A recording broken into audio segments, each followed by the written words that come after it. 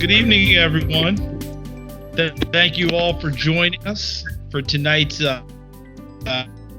webinar. And I'm excited about it because it is going to encompass a number of people who truly know what they're talking about. And I'm going to get out of their way and let them do this for us. But tonight's topic is community inclusion, how we do that better. In fact, the exact title is Creating Inclusive Communities.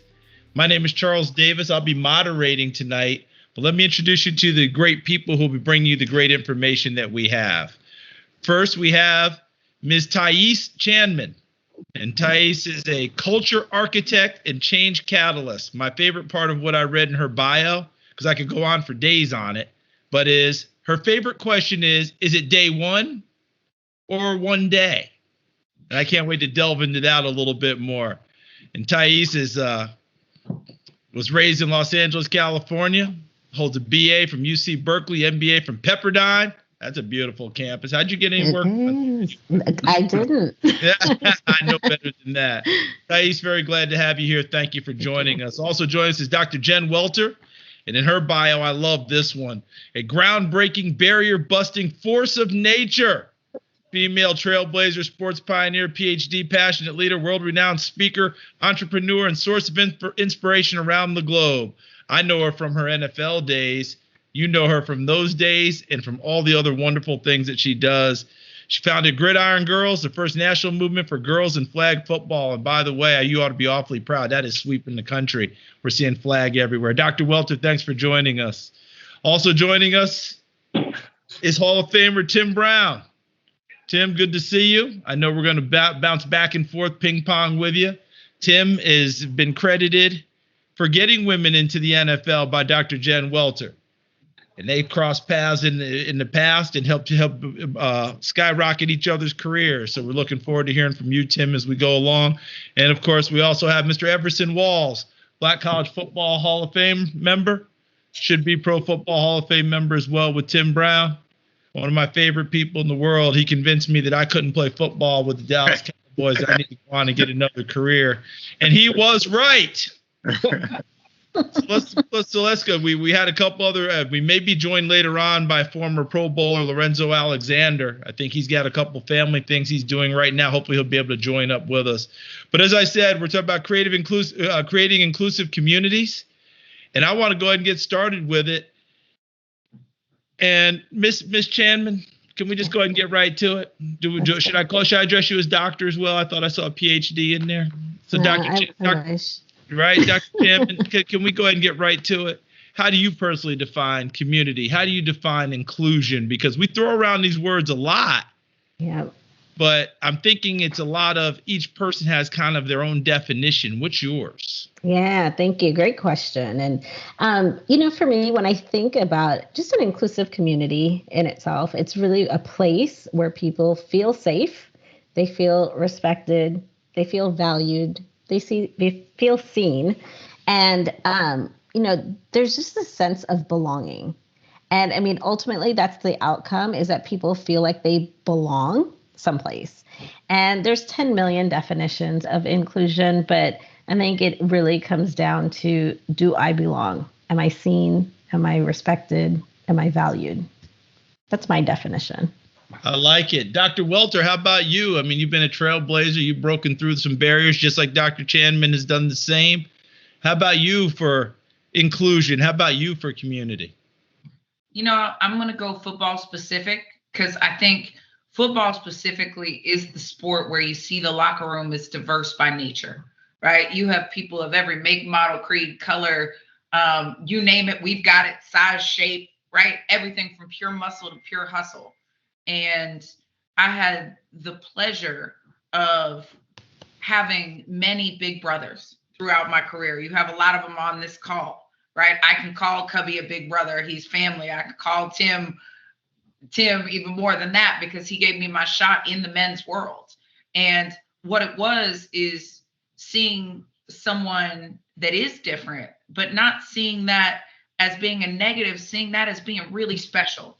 That what makes you different is an asset, not a liability. And for me, I do mean it when I credit Tim Brown with changing the culture of the NFL, because when he was a GM, that's where I got my shot to play in men's pro football, and then that moved me into coaching.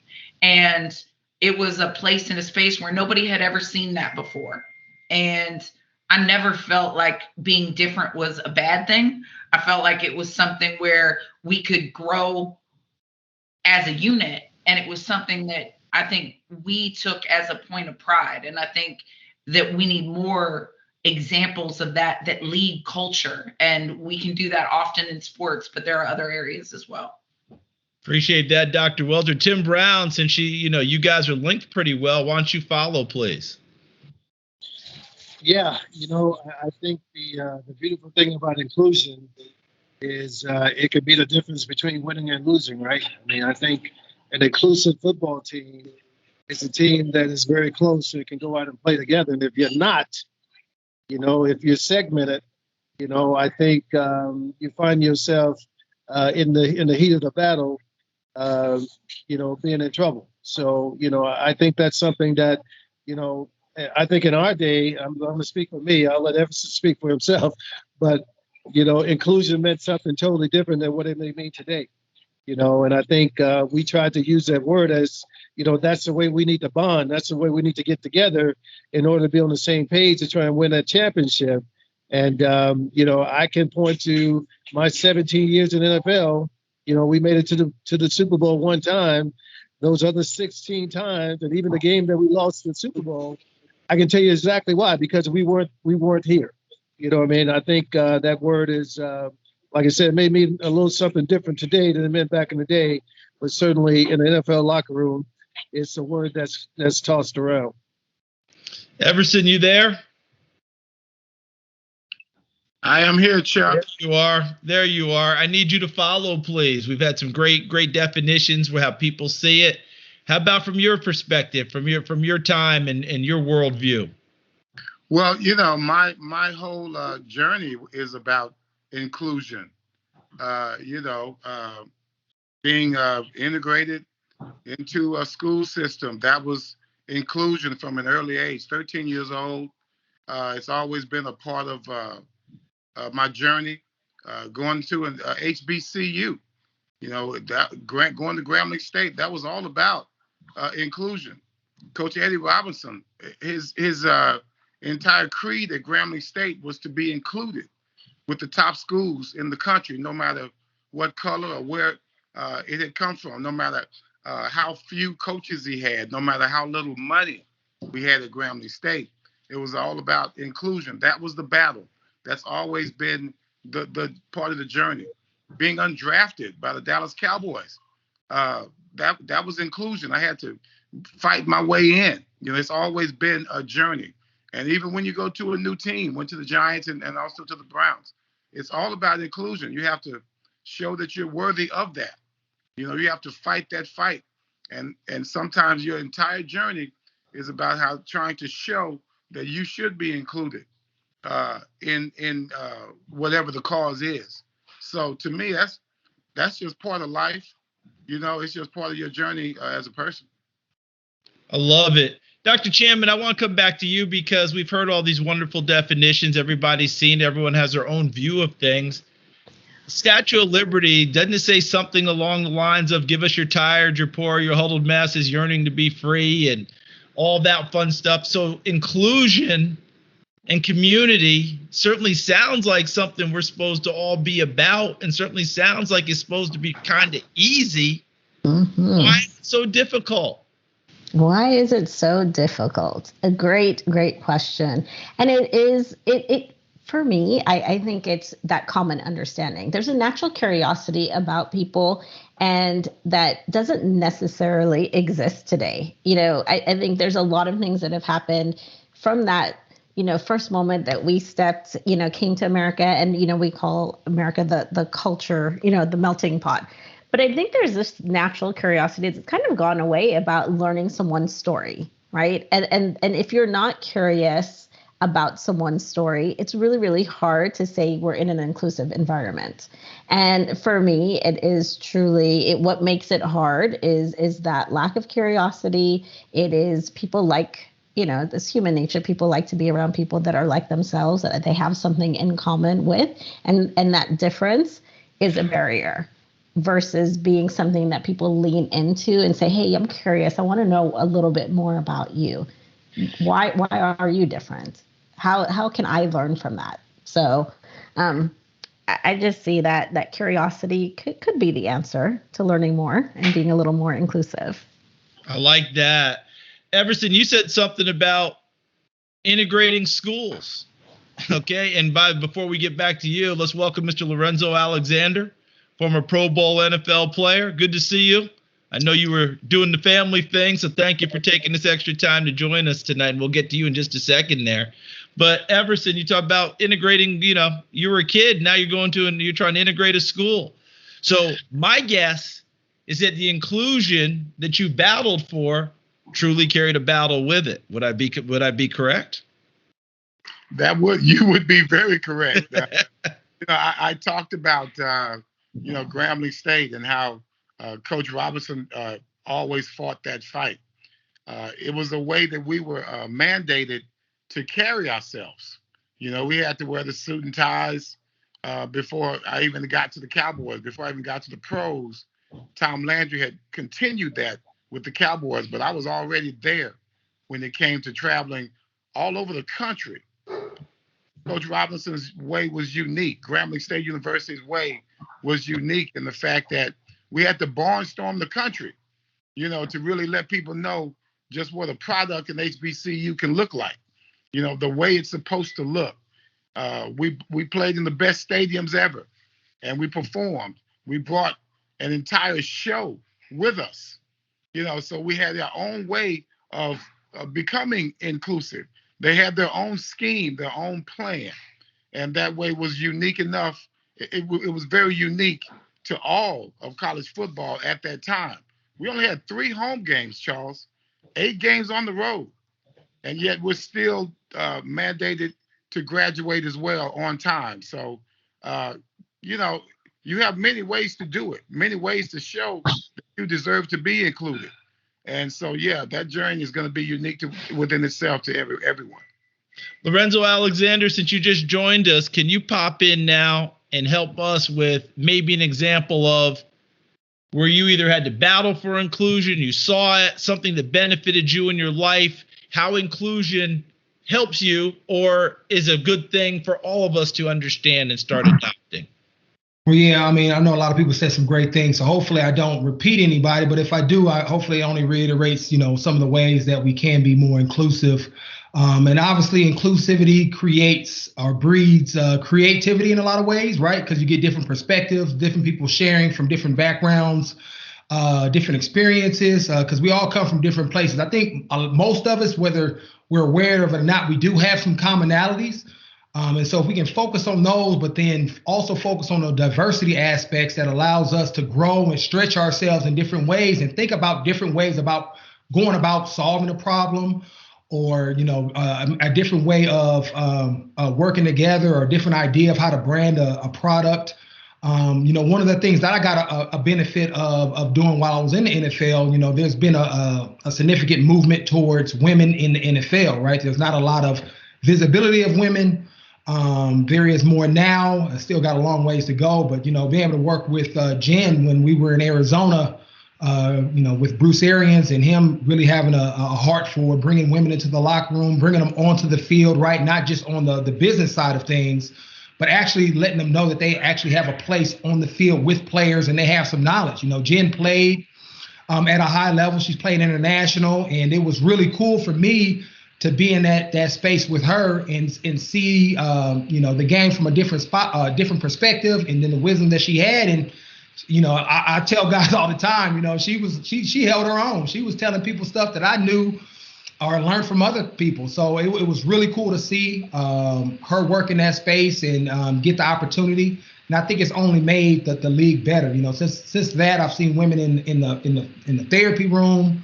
Obviously, more coaches have come on board, and it's really been a cool aspect to be a part of it, especially as a girl dad, right? My daughter loves sports. She's around it. And now she has another aspect. She can see herself in a different way, in a different light, than maybe she would have been able to see, 15 years ago. So it's really cool because it's inspirational. When we create inclusivity, we're also opening up the box of young people's minds of what they can be, because now they see somebody that looks like them in a unique position. And, that's really the benefit of it at the end of the day. Dr. Welter, I'm going to come to you, but let me just give you a quick message from Lisa Vernon, who typed in, Dr. Jen, I'm so proud of your accomplishments. My son's jaw just dropped. So while you're dropping all these jaws out there, how about a little bit about these things that we're talking about? You've been a trailblazer, and we've talked about football in particular. But, as you got into it, how was it in terms of the inclusion, right? I'm sure it wasn't just all, as easy as maybe it looks like from the outside. Go, wow, Jen Welter, this is great. What about that and how it's benefited you and moving forward into other aspects of your life?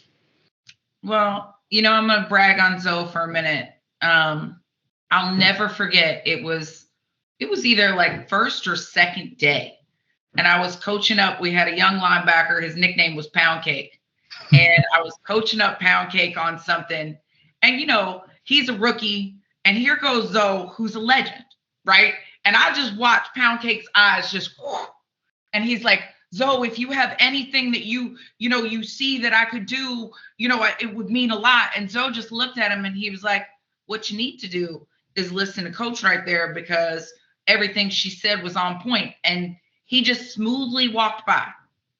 And I don't even know if Zoe would remember it because it was so natural for him. It wasn't, I'm making a point or I'm doing this. But in that moment, he solidified my expertise through third-party credibility. And Pound Cake was like, okay, coach, like, this is it.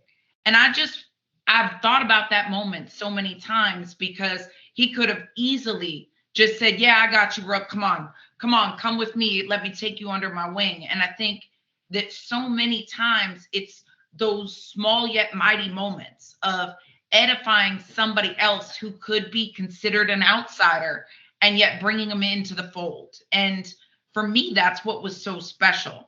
A lot of the times I think people don't give the men of football or the National Football League enough credit for the great men that they are.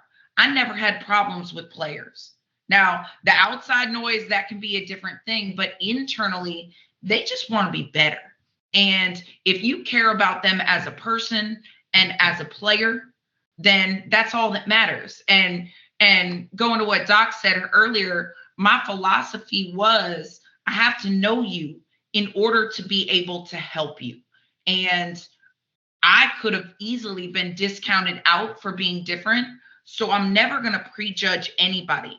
The gift that you can give me is to allow me to see through your ears, see through your eyes, hear through your ears, and play a game in your cleats. Because my whole goal is to be able to know you, so I know what you need, so I can help you. And I think that's a life philosophy as much as it's a coaching philosophy. And I learn so much every time I'm in a locker room or on a field with somebody else. And that to me is the whole goal, right? They're where I learn from. And that's what I love so much about the game. And I was thrilled to see this conversation be so full circle today, because, Cubby's been a mentor of mine for a long time. I got my shot in men's pro football because of Tim Brown. And then I got to work with someone who's so special in the game and to me personally, like Zoe. And I think that's how we develop an inclusive culture, because we really learn each other as people. And the rest become cool details that we get to learn so that we become better to each other. I love it. Well, we've got a panel that's another word that always pops up, especially in today's world, is diverse, right? Diversity. And our panel certainly exemplifies that, right? African-American men, right? We have a woman who's Trini Chinese descent, right? We've got another woman who broke through the barriers in the National Football League. So Tim Brown, we see all of these things, but I know it's not easy getting there. How do you maintain yourself in terms of the battle to get there and still have that inclusive gene that you have to make sure everybody still feels the right way, as opposed to, I had to battle to get here, I'm not including anybody now, I'm just taking it for myself? Yeah, I think as athletes, man, if you're really into the team thing, I think it's very easy to have that gene. I think it's very easy to look at your fellow teammate and be like, man, I need you because I can't do this by myself, right?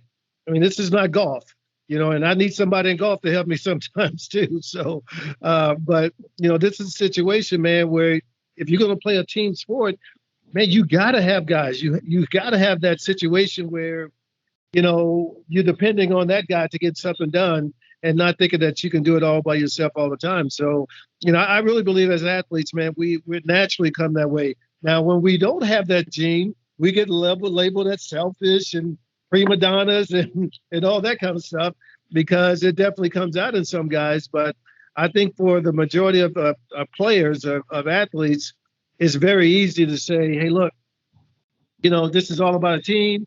And however I can get there, when at the end of my career in year 14 and 15, Jerry Rice wanted to come play with me. Why did he want to play with me? Because he thought that I could help, or he could help me get to a Super Bowl, which he did. You know what I mean? But that's a guy looking across the bay saying, I want to go help this guy. And that's what he did. He came across the bay to help me get to the Super Bowl. So, but that has to be something that's innate. That's not something that you can teach anybody. Dr. Chanman, all we hear about, when I say all we hear, I do believe there's a great amount of this country is really divided. Everybody's in their own bunkers, their own silos. This is what I believe, and I'm not listening to anyone else. It certainly feels that way when you turn on the news, you read the paper, you hear all those things. Yeah. Do you see our country that way? And if either way you go with your answer, tell us a little bit about how we can make sure we are getting to where we think we're supposed to get and get along with each other really well. Yeah, that's a really big question, right? Yeah, I sorry, I didn't mean to make it that big. No. You boil it down to what you need because you know what you're talking about. I'm just reaching here. Yeah. Sorry. No, absolutely. Thank you. I think for me, so I really appreciate all of the stories here, but, even for me, my perspective, I come from corporate, right? So I'm sitting in a corporate environment, and I will tell you that, I'm going to answer your question kind of through that lens.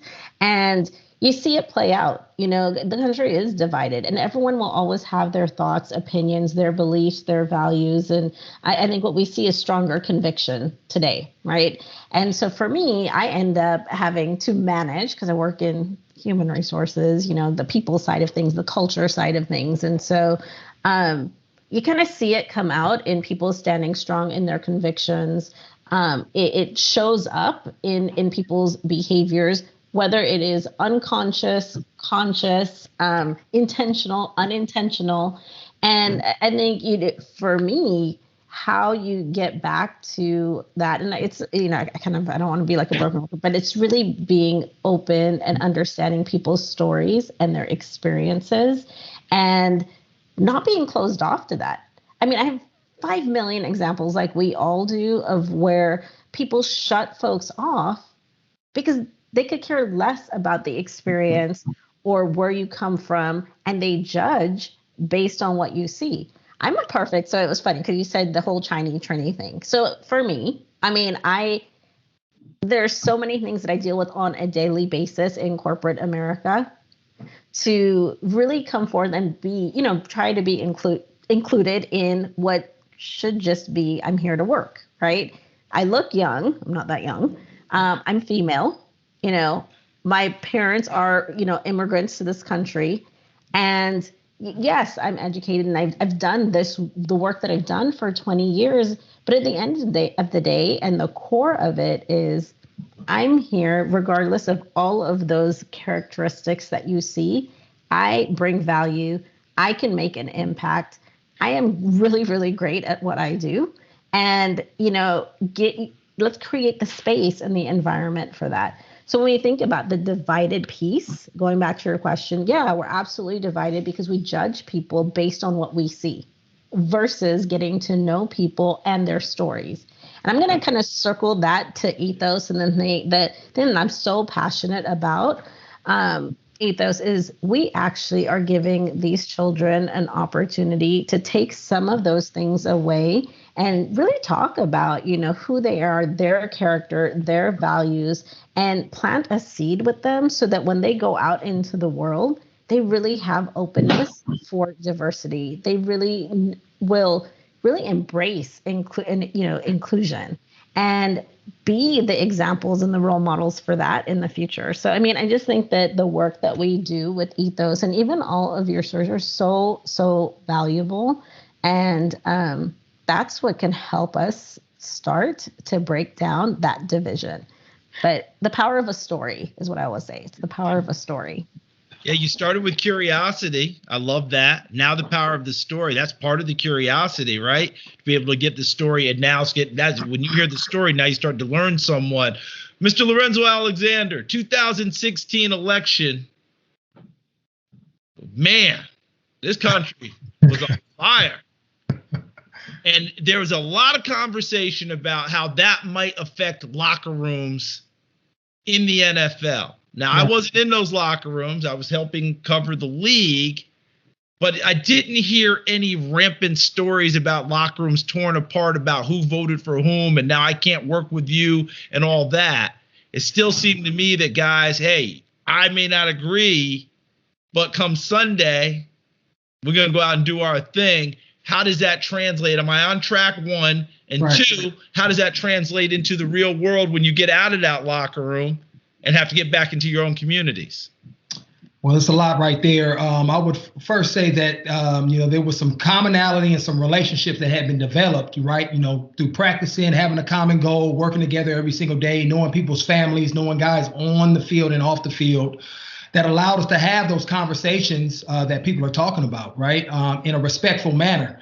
Because our locker rooms are as diverse, right? I always say that the NFL is a microcosm of our society, right? And so we have people from middle America, the East Coast, the West Coast, black, white, biracial, people that grew up with their fathers, with parents. And so conservative, Democrat, we have this huge diverse group of men that are all in the locker room together. And we have to figure out how to obviously get along, right? Work together, grow together so that we can go out there and win games.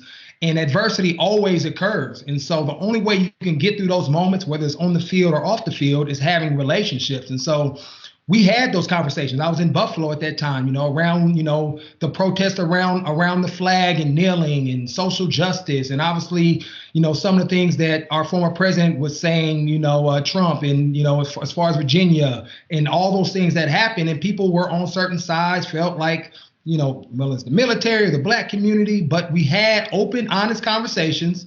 And if somebody said something the wrong way, right, I didn't get upset or offended because I knew their heart. I knew they were trying to figure out, or I was trying to express my feelings in a safe environment. And so we have to have those conversations. We have to be, especially, for me in the black community, and so we can't always jump down somebody's throat because honestly, some people just don't know. We grow up in a segregated world. So if somebody grows up like, for example, Josh Allen, right? He had a couple of tweets. I wasn't going to judge him when he was 16 and he grows up in a predominantly white environment where nobody was holding him accountable or telling him what he was saying and doing is wrong. Why would I hold that against him? The same thing. You have to realize where people come from, what their truth is, what their reality is, and meet them in that. And when you have those conversations, if they decide they want to stay in that, then that's another story, right? But that initial impression, you have to be open and willing to be vulnerable, to go through some hard conversations and push forward. And that's what we had in the locker room. And unfortunately, we live in communities because we like to be accepted, right? We like to fit in a group. And if things look outside of that, it's uncomfortable. And nobody likes to be uncomfortable. So people aren't willing to have those conversations. In the locker room, you're forced to, because at the end of the day, it's about winning games, keeping your job, right? So you have to have that. And things are kind of almost forced on you, and those relationships kind of are created. Which goes back to this, because everybody doesn't have that experience. Everybody doesn't work in corporate America, especially now when things are going on Zoom and just space with COVID. You have to be intentional about being uncomfortable, right? Because even myself, to Doctor's point, I'm actually taking a lot of these classes in psychology classes right now, we are constantly being impacted, whether we're aware of it or not. That's forming our identity, right? Our truths, our culture, our behaviors. And some of those things we can control. And so if you want to learn about something that's a little bit different, or there's something that you don't quite understand, you have to be intentional about it. If there's a behavior or a reaction or a bias that you have when you see somebody that maybe look like me, or somebody that may be of a different sexual persuasion, when you know about it, you have to be intentional about embracing that, being aware about it, and then, engage in that if you want that to be changed. We can't just walk through life and figure things are going to, put our head in the sand and think things are going to change. So I say all that starts with relationships, right? Being humble, being vulnerable, and then you have to be intentional about those things, those biases, and those things that you want to learn about in order to, ultimately change them and have it done in a productive way. Dr. Welter, are you comfortable being uncomfortable? And how do you carry that not just off of the football aspect of your life, but when you're meeting with someone like Dr. Chanman in a corporate setting, because a lot of what you do will cross both areas? To me, I don't have what I think a lot of people do in terms of a comfort zone.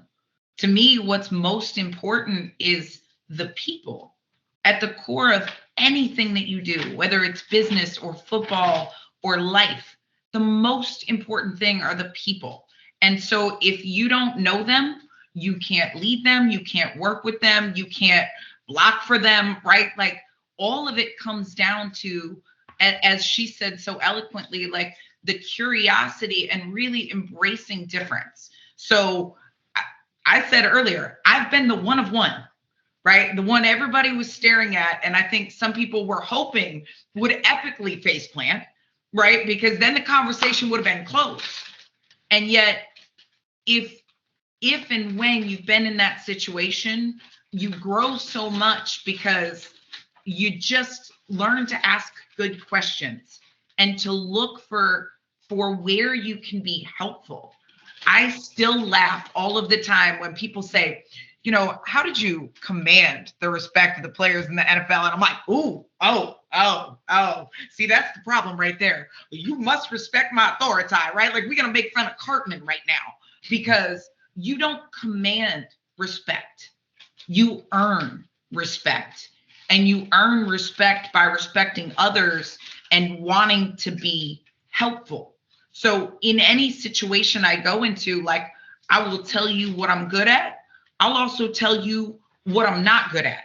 I used to laugh when I played on Tim Brown's team on the Revolution, which I still think is a pretty epic name for what we did. And I would walk up and the guys would be like, oh, so you're the kicker. And I'd be like, if I'm the kicker, buddy, it's an unintentional onside every time. And I would just walk away. And the guys would be like, yeah, she don't kick.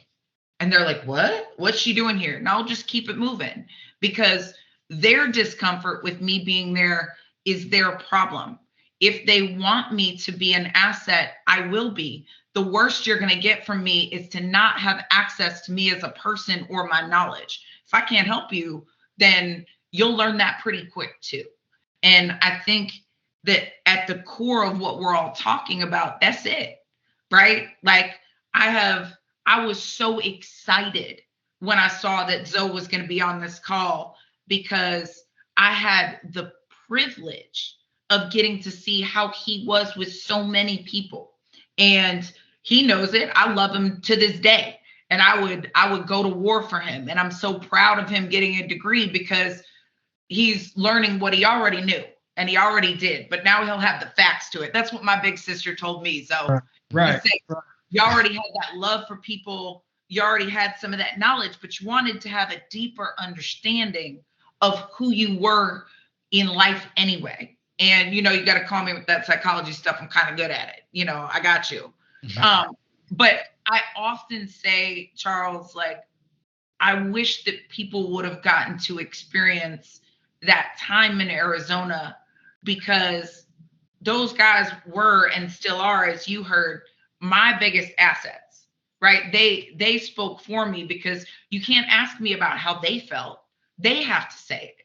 It means more. And we showed that there was no place and space that a woman couldn't be.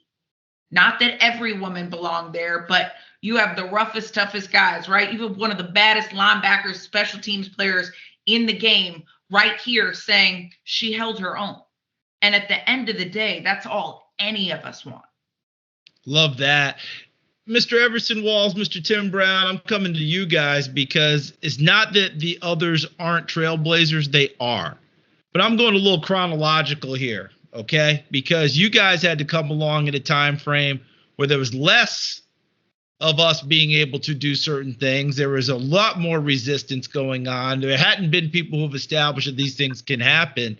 So as you've gone on your journeys, and I'll start with you, Everson, what do you see about how people go about with inclusion and community and all that that's better than it was when you had to come through and throw a few forearms in there to make sure that you got included?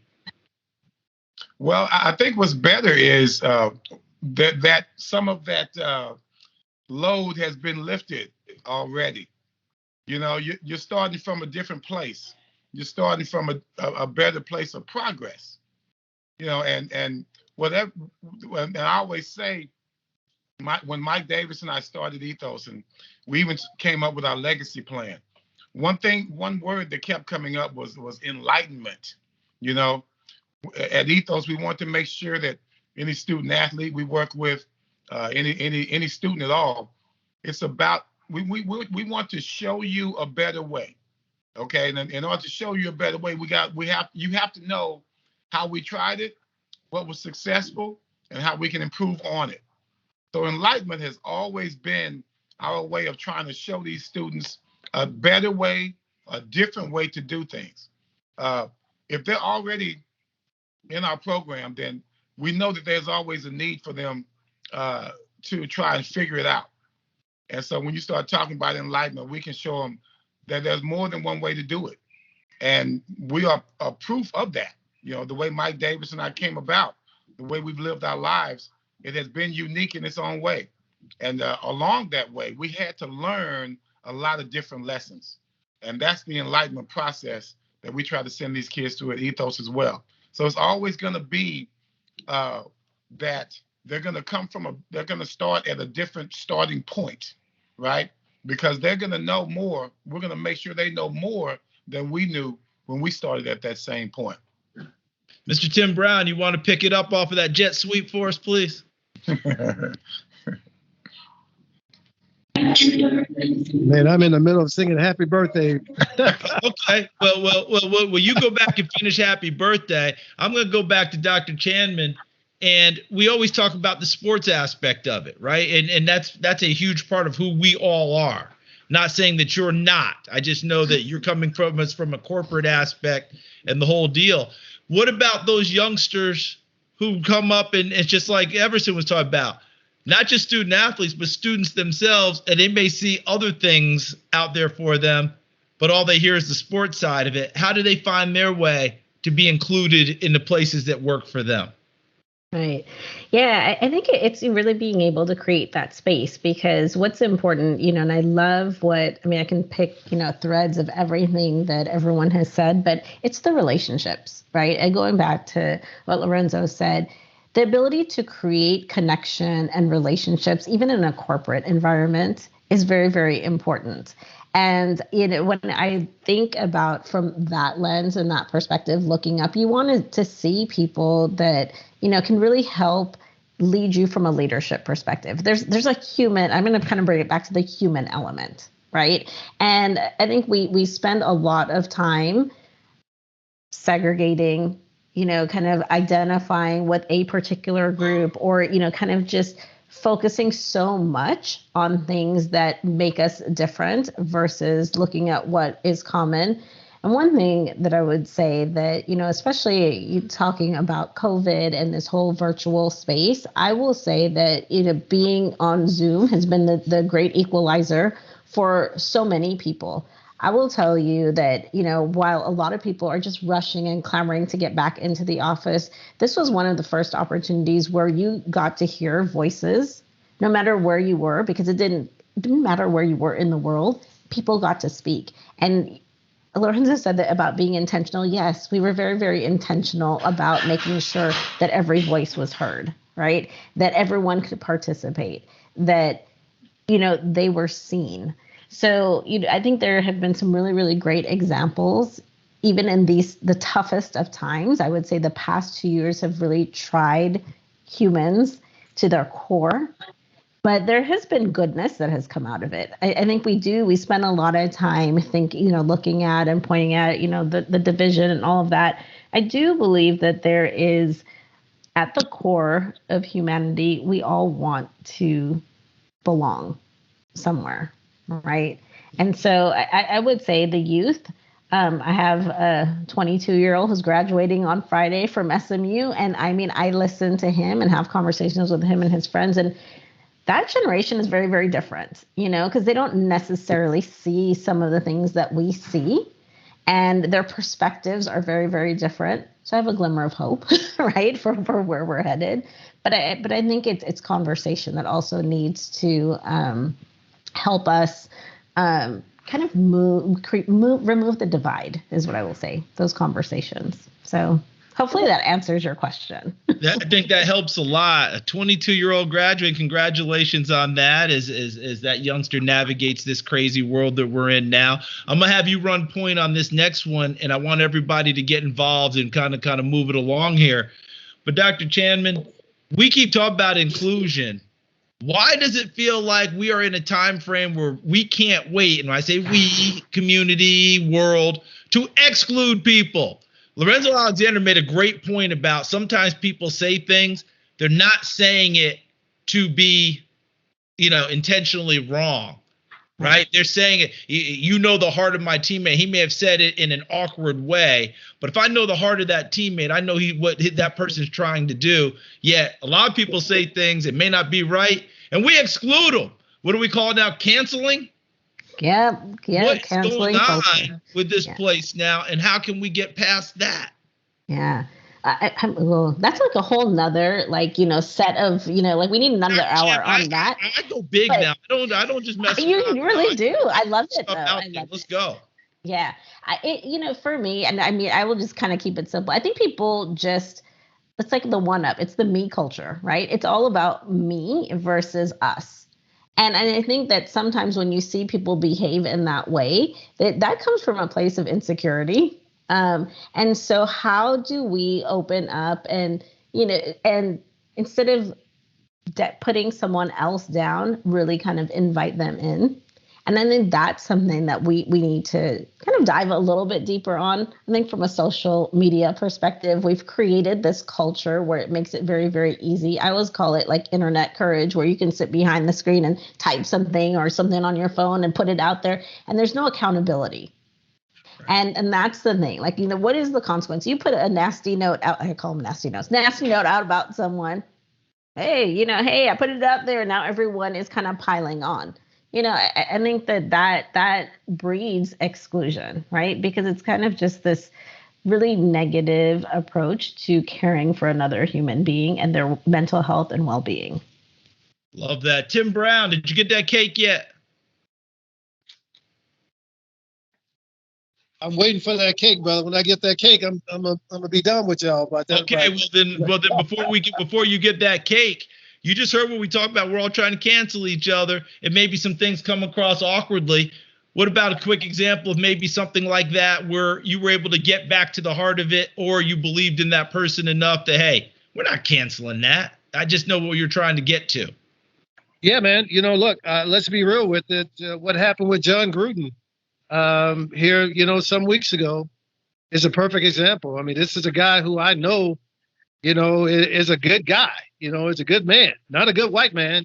He's a good man. You know what I mean? And so to hear some of the things that he was espousing, I had a chance. I spoke with him the next day after he and I told him, certain things I thought he had to do to get back. But at the same time, he's not a guy that I'm going to kick to the side. Without him, I don't have HOF behind my name. So I can't all of a sudden go, oh, no, I can't deal with you now because, you made a mistake.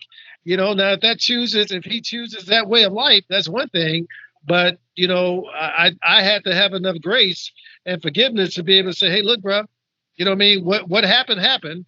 Now when you go forward and when you speak, it's I once was, but now I am. And so I think from that standpoint, man, I mean, he is somebody that I will stand by until he tells me not to stand by. And because I believe that we all make mistakes. Some are bigger than others, and some may not even be mistakes. And I hear people say that wasn't a mistake. He knew exactly what he was doing, and I can agree with that too. So at the same time, though, I don't think I'm ready to counsel him because of that situation. Everson Walls, my house is made completely of glass, so I'm very careful about what stones I'm throwing. But how about you? Different things that we've gone along in your world where you've been able to find not just that grace, but maybe a great conversation that both of you came away with something. Well, sometimes you try and give grace, and that grace don't come back to you. Right. There are those moments. I've had a few here recently, but I think it all comes down to about what kind of solidity you have within yourself. If no matter if someone may disagree with you or not, whatever your position is, you have to live up to that. You have to live up to that reputation. My boy Ron Springs used to say, your rep is all you got. So whatever you might believe, if you're doing it the right way and you're showing that you're doing it the right way, they can disagree with you all you want. You can disagree with them. You just have to respect each other's journey that they've taken. And I've had a tough time with that throughout my entire life. It has been extremely difficult, and it gets more difficult to this day. But as I get older, you just realize everyone can't think the same way that you do, and that's more. It's getting more and more difficult to come to that conclusion. But you have to make sure that, and I've always said this, you have to make sure that you have your house in order at all times. It's tough enough trying to keep your house in order than trying to change someone else's way of thinking. So be solid in what you believe and how you express yourself and how you carry yourself. And to me, that's the best you can do in regards to trying to live in a better world. Dr. Welter, can you respectfully disagree with someone and still include them in your world? Oh, without a doubt. And you kind of have to, right? I think I loved what Zoe said about, really getting to the heart of the conversation and knowing what the person is. There are many moments where I would say that I gave them a little bit of grace in that there was something really good that happened in here, or at least it meant to start that way. And something went terribly wrong by the time it got to here. And I have a line that I use all the time, and it works really well, is literally like, hey, you do realize you said that out loud, right? Because I think all of us have had those moments where we said something and we immediately wanted it back, right? You immediately were like, that was actually not the collection of words that I intended. And when you say that, though, people who did not have malintent will literally be like, oh my gosh, you're so right. That's not what I meant. And you can say, you know what, we're good. I'm just letting you know that in the broad world, that collection should never come together. Just exit out of the vocabulary. And because you laughed it out instead of freaking out, you can fix a lot. And you can start to become someone who's like, do you understand why this might not be the collection? And we had those conversations a lot in Arizona. And every time I've coached, because I'm like, hey, I'm a great male to female translator. Please run it by me first. If you have a doubt, give it to me first and I'll tell you yay or nay, right? But there are just so many times that it was a lack of somebody saying, do you understand why this conversation was not a great one? That we could have been great allies if we just took that time and gave somebody the benefit of the doubt that it was misspoken, not malintended. And the other thing that you get from that, though, is you realize if someone continues to do it, that you just need to continue on your way because you gave them grace, you gave them opportunity to take it back. And if they continue to take their path, they're just not somebody that you're in alignment with. And you can't fight every battle, right? And the people who want to get better will work to get better, right? And if we have great intentions, we can do great things together. Doesn't mean perfection, right? Because in action, perfection is a moment, right? It's a photoshopped picture that you don't even recognize somebody's face. But you can be perfect in your intention, because that means you're always in the process of getting better. And so I think that when we invest our time in the people that have emotional, spiritual, intellectual ROI, that we can do really well. And the people that are not in alignment, I don't fight with them, but I also don't fight for them as much. And I just think that we can take our energy and put it where it's most productive and aligned, because there are some people that no matter how much energy you put into them, they're going to be that way.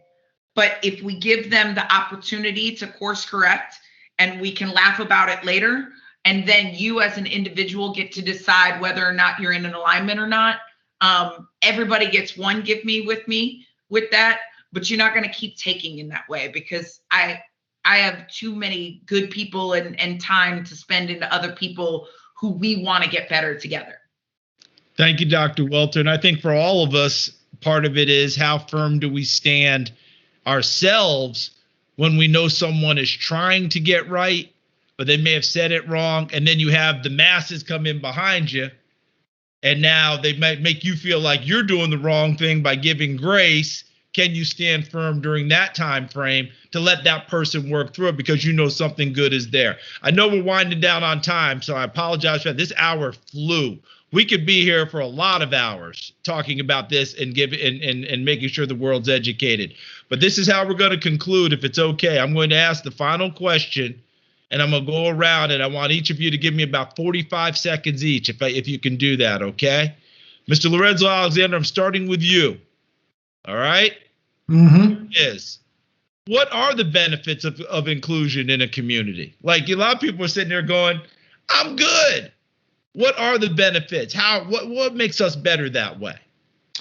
I think going back to what I said earlier, I mean, just getting different ways about going about doing things, right? You know, when you have diverse backgrounds coming together, oftentimes the solution is more productive. And I think it takes a couple of things. It takes some humility, right? It takes a little bit of security in who you are as well, and then intentionality. But when you allow that inclusion to happen, greatness happens. And so we have to realize it's not about our way. It's about oftentimes figuring out the best way to do things. And I think that's what comes out of inclusion, the best way to do things, not my way or their way.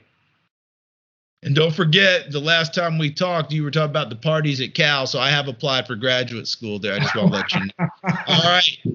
Mr. Jefferson Walls, your turn. What are the true benefits of inclusion in a community? Well, I like what Lorenzo said. You know, you talk Hold about how many positions you gonna be in tonight? I mean, how many chairs you got? I mean, you changing the angles. It's like you're playing corner and you're showing them press man. You gotta get your hands on them. You gotta bail, a little trail technique. I want a different shirt with every pose. That's what. Sorry, go ahead. No. I think what Lorenzo was saying was so accurate. You have a more diverse way of looking at things. You know, you have a richer experience in life the more that you have, once again, enlightenment on how to do things in a different way. No society can depend on its own way of doing things, or outdated way of doing things, and they're not going to survive throughout the future. It's always been the merging of societies that has caused us to be as amazing and diverse as we are. It's because, you know, now I know a different way of solving problems that could make this world a better place, as opposed to the old outdated way that might bring on destruction. It might bring on bickering, and it just might be straight up wrong. Well, I appreciate that. I saw the Jacksons victory tour in 1984 in Knoxville, Tennessee. Michael changed less than you did in this course of this thing. I just want you to know. I'm like Aretha Franklin at a funeral. I'm always changing. You always change it. That is true. Even when she was laying down, she was going to get different outfits, and she made sure they got it done too. All right. I know that Tim Brown's working on that cake right now. Dr. Welter, your last words on the benefits of inclusion in a community. Well, I think you've seen even over just the course of this conversation, how breaking one barrier lends people's hearts and ideas and minds to breaking another, right?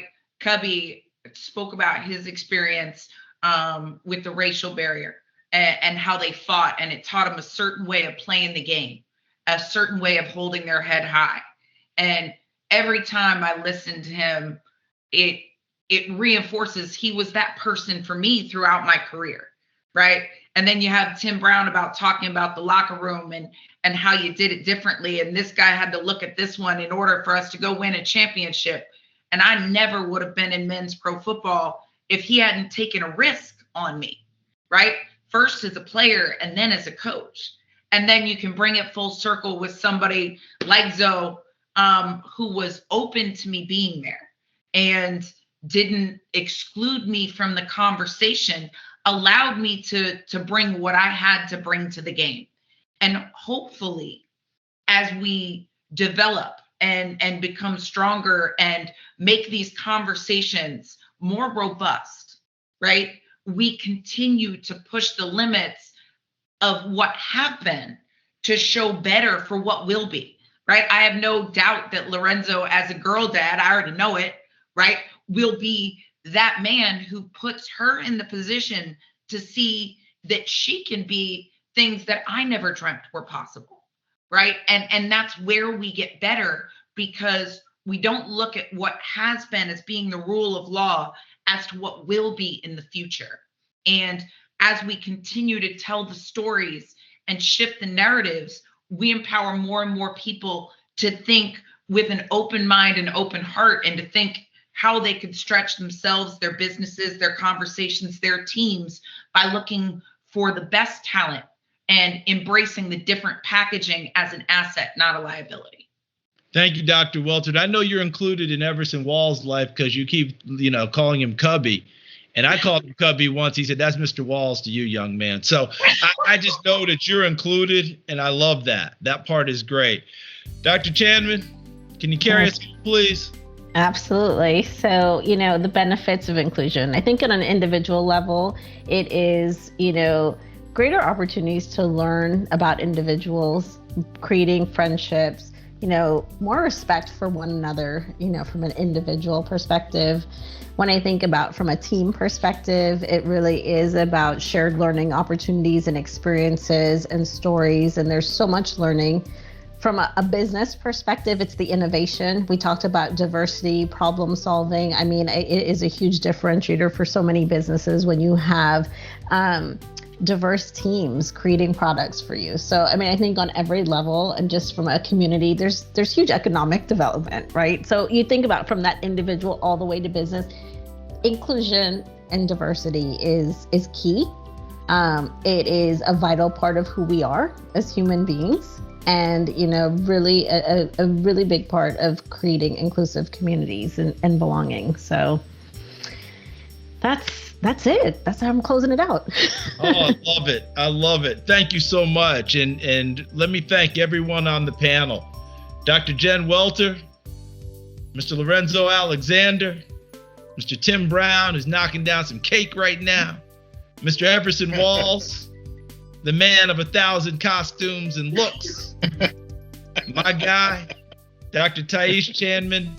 I can't thank you all enough for taking your time, sharing your wisdom with all of us out there, with the Ethos Village community, and anyone else who may be tuned in. All of you are just tremendous people, tremendous minds, and tremendous character people who are showing us how to do it.